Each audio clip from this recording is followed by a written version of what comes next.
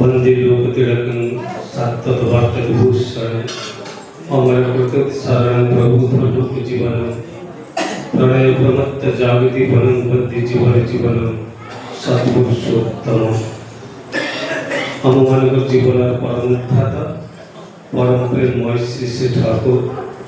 परमाराध्य जगत जननी श्री श्री लक्ष्मी माँ परम पूज्यपाद श्री श्री बरदा परम पूज्यपाद श्री श्री आचार्य देव सभी को श्रीपाद पद्म भक्तपूर्ण अनंत कोटि प्रणाम। आजिकारी भाद्र संध्याशास्त्र परिचालना करुवा वरेण्य पुरोधा पूज्य ऋतिक देवता सम्मान्य उपस्थित भूतपांजलि अध्यक्ष जाजक कर्मी मंडली इष्टप्राण गुरुभ्राता मंडली चिरनमस्या स्नेहमयी मातृमंडली अति आदर कोमलवती बालक बालिकागण तथा सत्संग प्रेमी ज्ञानी गुणी सुधि सज्जन भक्त मंडली समस्त को उद्देश्य मोर प्रीतिपूर्ण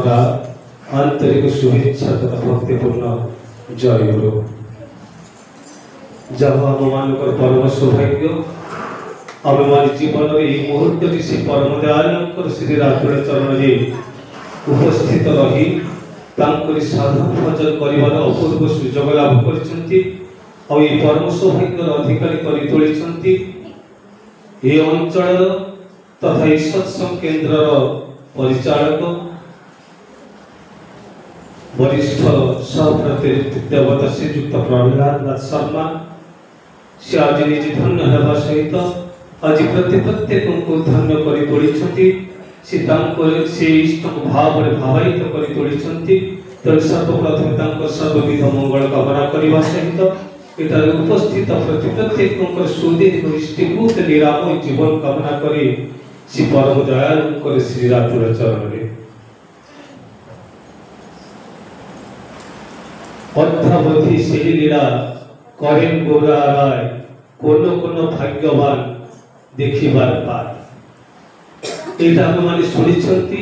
जानिछंती किंतु निज बोध भीतर पासेना से कोन भाग्यवान जो देखिबार पाए से कोन भीतर आमे माने ही अछंती जोटा आमे माने जानि पार नाहंती ते विशिष्ट को ये सत्य स्वर्ण माध्यम कही दे कुहन तुमे भीरु कुहन तुमे कापुरुष कुहन तुमे दुराशय पिता आड़ को नजर कर आवेग भरी कुह हे पिता मु तुमरी संतान मोरा बड़ता नहीं मोरा दुर्बलता नहीं मो भीरु कापुरुष नहीं मो तुम ज्योति आड़ को पछ करी अंधकार अंधकार करी अंधकार अंधकार बोली चित्कार करी नहीं तेणु केउ जन्म के पुण्य बड़े आज जे आमे माने जीवन ऋषि सतगुरु पुरुषोत्तम को गुरु रूपे ग्रहण करिसंती जीवन रे तो आमे माने देखिसंती अनेक गुरु अछंती किंतु एमिति गुरु जो भजन की बोलती अंतरे अंतरे करे लीला खेला एमिति प्रभु को देखिछ काहे से उच्चते अंतर्यामी श्री ठाकुर को जड़ भक्त पचाउछंती ठाकुर पचाउछंती अरे अंतर्यामी माने कोन ना जो अंतरर कथा जानि पारती से ही अंतर्यामी ठाकुर अति सहज सरल भाव में कहिदे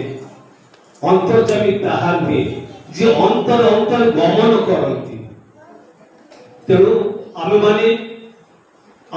एकमात्र कर्तव्य आमे माने आम अंतर जगत को आम भूत सिंहासन को एभली भाव सजाई रखिबा आसन सजा के उनका बैठा के करले तो कोटि जुहार होगा मनवा होगा तेरा बड़ा बेड़ा पार आसन सजाई के अर्थात आम हृदय आसन को आमे माने एभली सजेबा एभली सजी तांको प्रतिष्ठा करिबा श्री विग्रह मंदिर भावी जत्न कर शरीर टाकू तेणु आसतु आज सत्संग रे जे परिचालना करछंती से होछंती से श्रीजुक्त प्रहलाद शर्मा सहप्रतिनिधित्व देवता अछंती हमर भूवस्य वरिष्ठ कर्मी श्रीजुक्त पतित पावन नाथ शर्मा जहां को विषय आपण माने अवगत आउ अछंती हमर धर्म जाजक